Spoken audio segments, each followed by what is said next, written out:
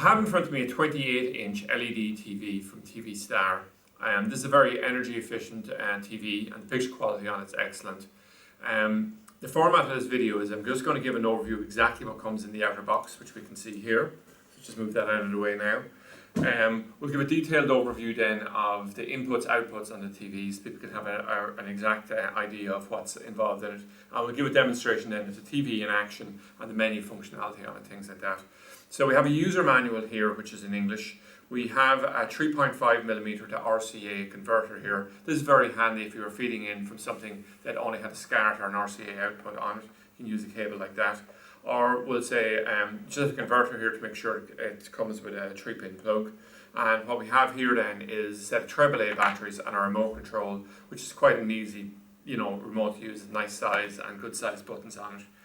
What I'm going to do at this point is I'm just going to actually stand up for a moment, and I'm actually just going to turn this TV around and lean it over. And we'll just talk about the inputs here.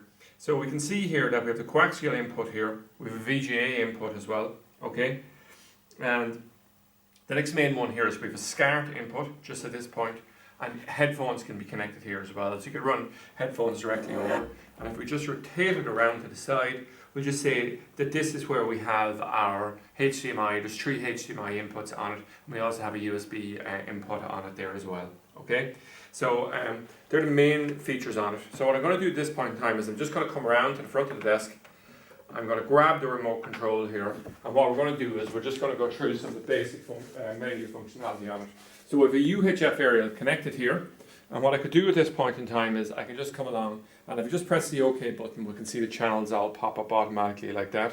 I can just exit out from there, and if I come along and I hit the guide button, we can see here we come up with a guide for each of the channels. So I could flick through the channels, we'll say, and I could go to something like nationwide there, and then or RTE+1, and we could come down here, and what we could do then is we can flick through those quite quickly simply by scrolling down, or we can go a day at a time by simply hitting the red button. So it'll flick us from Wednesday to Thursday and all the way through the list here. Oh, sorry, it's the blue button. I needed to go forward. Apologies. So then we have that, so you can just see how quickly we were able to get through all of that.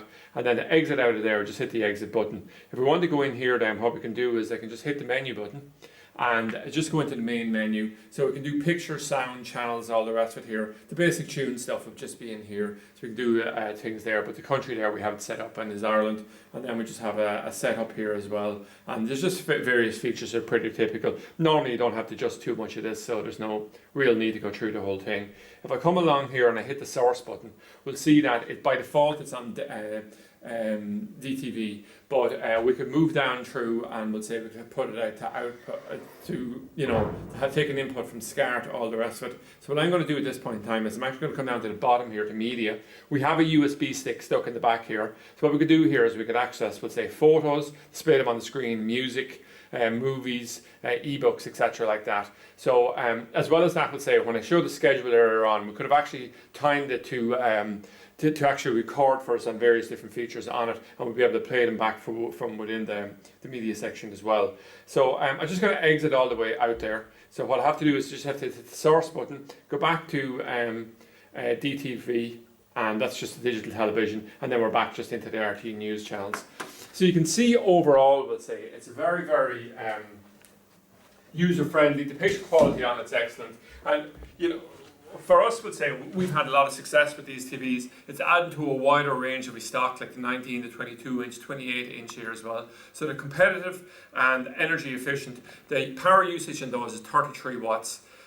So overall, we'll say that the usage during the year then, would be extremely small. You can actually see the overall rating there. So it's actually 22 watts, and the usage for the year is 33 kilowatt hours. So from that perspective, anyway, it's really saves money in terms of the overall efficiency of it. So that's it anyway. An overview of the 28-inch LED TV.